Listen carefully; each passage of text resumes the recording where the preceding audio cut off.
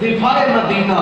کافرہ نے حملہ کرنے کے حوالے نہ تیاری کی تھی کہ اسا مدینے دے اتنے جا کے حملہ کر دینا ہے، مدینہ شہر سے جا کے چڑھائی کر دینی ہے۔ تو رسول پاک صلی اللہ علیہ وسلم کو اطلاع ملی، آپ منبر پہ ہیں، لوگاں واضح نصیحت کر رہے ہیں کہ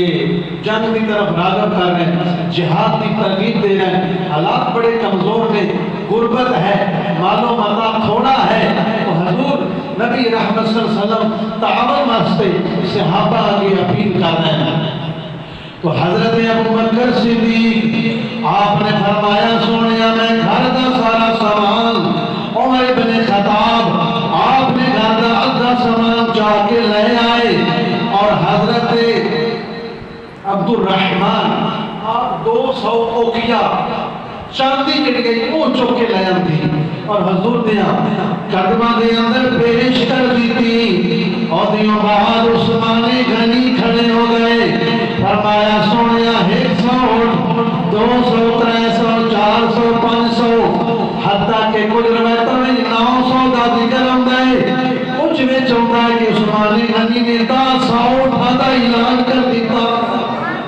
10 اٹھا دا 10,000 صحابہ کا لشکر آئی جس نے کافر نال لڑنا ہے۔ تو نبی پاک صلی اللہ علیہ وسلم نے اس غلام نے جب سنیا فرمایا سونیا 10,000 لشکر دا کھان پین سارا انتظام میں کلا عثمان کرنا پڑا، میں 10,000 دا کھانے دا انتظام سارے معاملات میرے کلے عثمان کے ذمہ آئے۔ عثمان نے ذو رین نے اخراجات اپنے ذمہ لائے، پھر 70 گھوڑے بھی پیش کیتے، 10,000 ہوٹھے اور 70 گھوڑے، اے رسول اللہ کی بارگاہ میں جا کے حضرت عثمان غنی نے فرمایا یا رسول اللہ میری طرف نذرانہ عقیدت ہے، اس کو پیش کرو، اس کو قبول فرما لو، جب نذرانہ اپنے اپنے شیخ کو دے دیا۔ عثمان ذو رین نے 10